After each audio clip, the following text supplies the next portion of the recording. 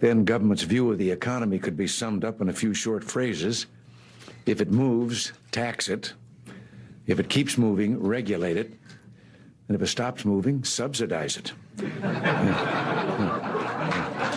What the great Ronald Reagan forgot to say was if they really don't like it, just ban it. Leaf blowers, gas cars, homeschooling, school choice, guns, ban after ban after ban. The fun police just swoop in every single time. And now it's hunting. Something we have literally done as a species forever. In Oregon, a bunch of crunchy libs who wearing Birkenstocks who don't hunt and don't own guns are telling people who, like me, will sit in a tree in freezing cold hours for recreation, something we've been raised to do for generations sometimes, that we can't do that anymore. Good luck. Who's going to enforce that?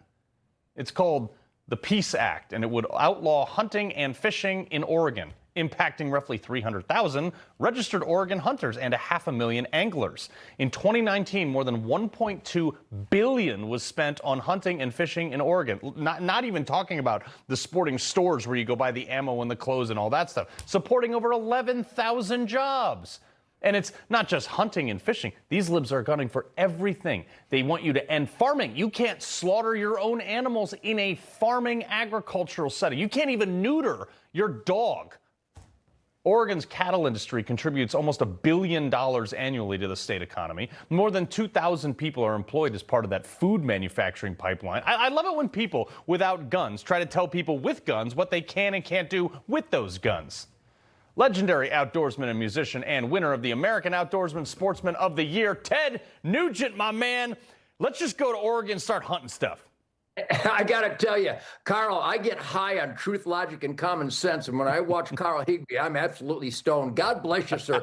You notice when you first put the camera on my handsome Motor City Madhouse face, I was laughing hysterically because if somebody can tell me that I have to remove myself from God's natural, sustained yield, successful wildlife management, proven policy of hunting, fishing, and trapping, which, by the way, everybody write this down. Hunting, fishing, and trapping is perfect environmentalism because without our activity and harvesting the surplus, Godzilla and Fedzilla will come in and take our tax dollars to pay some goon to clean up the overpopulation that we failed to manage. My name is Ted Nugent, and you can ban hunting all you want, and I will still go hunting. Yeah, but Ted, I believe there was another guy with a name very similar to yours that talked about the process and amount of killing you have to do to make a tofu salad.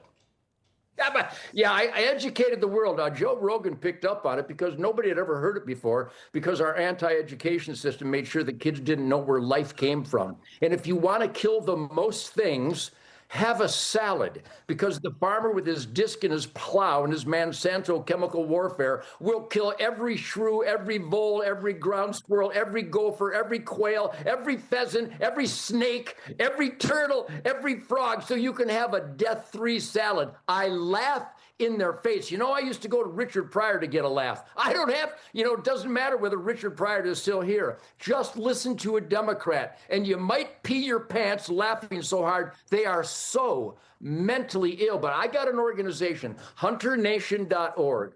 We're going to adhere to the moral, spiritual, physical, scientific responsibility of harvesting the surplus to keep wildlife healthy, thriving, and balanced. Because in the absence of that, Fedzilla will come in with his insane, obscene tax torching. And like I said a minute ago, if we don't keep wildlife in the asset column, it ends up in the liability column within 1 year. So Oregon, ban hunting. I'm moving to Oregon to go hunting.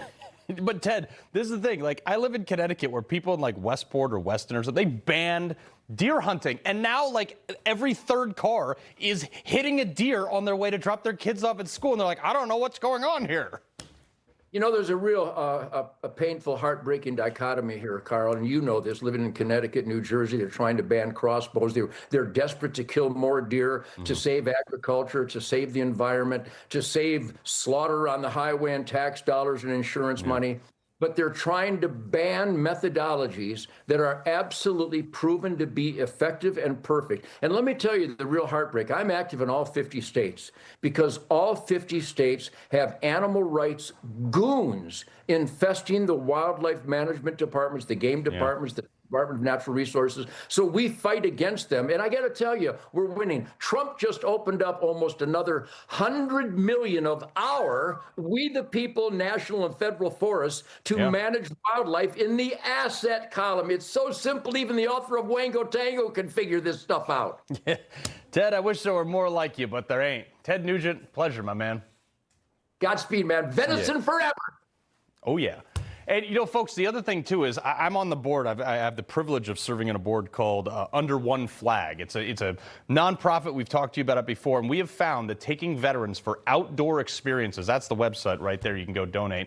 Every $1,000 gets a veteran on a multi-day hunting trip. And we have found that that actually makes a movable difference in veteran mental health, the outdoors, fishing, hunting, etc. So we appreciate any of the help we can get there. All right. He loves the Constitution. He fights for what's right. He hates the bad guys. He's a freedom warrior. He's your freedom warrior. Watch Carl Higbie every weekday on Newsmax.